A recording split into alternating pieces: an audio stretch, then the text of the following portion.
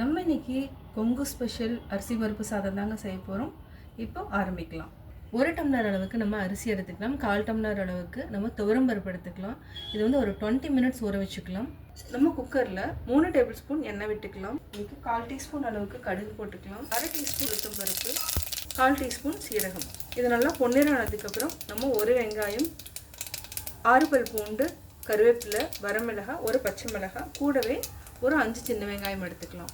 30 second நல்லா வதக்கிக்கலாம். பெருங்காயம் நம்ம ஒரு 1/4 டீஸ்பூன் அளவுக்கு சேர்த்துக்கலாம். இது கூடயே ஒரே ஒரு தக்காளி சேர்த்துக்கலாம். இதையும் சேர்த்து ஒரு 30 செகண்ட் வதக்கிக்கலாம்.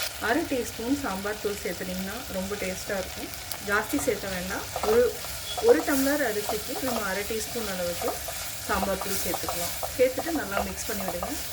நம்ம 1 டம்ளர் மொத்தமாக சேர்த்துருக்குறோம். இது கூட 3 டம்ளர் அளவுக்கு நம்ம தண்ணி விட்டுக்கலாம். தேவையான அளவு உப்பு சேர்த்துக்கலாம். சேர்த்துட்டு நல்லா மிக்ஸ் பண்ணி விடுங்க. இப்போ வந்து ஹை ஃப்ளேமில் வச்சுக்கலாம். தேவையான அளவு மஞ்சத்தூள் சேர்த்துக்கலாம். சேர்த்துட்டு நல்லா மிக்ஸ் பண்ணி விடுங்க. நல்லா கொதிச்சிருச்சு. இப்போ நம்ம அரிசி பருப்பு ரெண்டையுமே ஆட் பண்ணிக்கலாம்.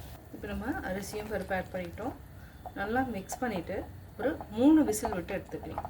கொங்கு நாட்டு அரிசியும் பருப்புக்கு ஒரு நல்ல காம்பினேஷன் எதுன்னு பார்த்தீங்கன்னா உருளைக்கிழங்கு கத்திரிக்காய் பொரியல். நம்ம உருளைக்கிழங்கு இந்த மாதிரி கட் பண்ணிட்டோம். இதை வந்து தண்ணியில் 2 டைம் அலசிட்டு நம்ம தாளிச்சிக்கலாம். கத்திரிக்காயும் அரிஞ்சிக்கலாம்.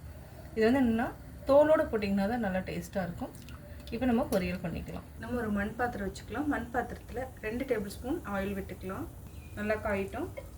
கடுகு 1/4 டீஸ்பூன், உளுத்தம் பருப்பு, கடலைப்பருப்பு 1/4 டீஸ்பூன், ஒரு பெரிய வெங்காயம், பச்சை மிளகாய், கருவேப்பிலை, ஒரே ஒரு வரமிளகாய், இதையும் சேர்த்து நல்லா வதக்கிக்கலாம். 3 பூண்டை தோலோடு சேர்த்துக்கோங்க. அரிஞ்சு வச்சுருக்கிற உருளைக்கிழங்கு சேர்த்து ஒரு 3 நிமிஷம் சிம்மில் வச்சு நல்லா வதக்கிக்கோங்க. மஞ்சத்தூள் சேர்த்துக்கலாம். நல்லா வதக்கிக்கலாம். எடுத்து சாம்பார் தூள் ஒரு 1/2 டீஸ்பூன் சேர்த்துக்கலாம். சேர்த்துட்டு நல்லா வதக்கி விடுங்க. ஒரு 1/2 டம்ளர் தண்ணி விட்டுட்டு உப்பு சேர்த்துக்கோங்க. உப்பு சேர்த்துட்டு நல்லா மிக்ஸ் பண்ணி விடுங்க. இப்போ நம்ம மூடி வச்சுக்கலாம். உருளைக்கிழங்கு 75% வெந்துருச்சு. இப்போ நம்ம கத்திரிக்காய் சேர்த்துக்கலாம். அவ்வளோதான். உப்பு தேவையான அளவு நம்ம சேர்த்துட்டோம். தேவையில்லை. நல்லா வதக்கி விடுங்க. இதை வந்து ஒரு 5 மினிட்ஸ் சிம்மில் வச்சுட்டு மூடி வச்சுக்கலாம். நல்லா கரட்டி விட்டுட்டு தண்ணி வந்து நல்லா வற்றினதுக்கப்புறம் நம்ம ஆஃப் பண்ணிக்கலாம். ஆல்மோஸ்ட் பார்த்திங்கன்னா உருளைக்கிழங்கு கத்திரிக்காய் நல்லா வெந்துருச்சு. உருளைக்கிழங்கு கத்திரிக்காய் பொரியல் ரெடி ஆகிடுச்சு. இந்த மாதிரி கொஞ்சம் லைட்டாக செமி கிரேவியாக சாப்பிட்டிங்கன்னா ரொம்ப நல்லாயிருக்கும். அரிசி பருப்பு சாதம் ரெடி ஆகிடுச்சு.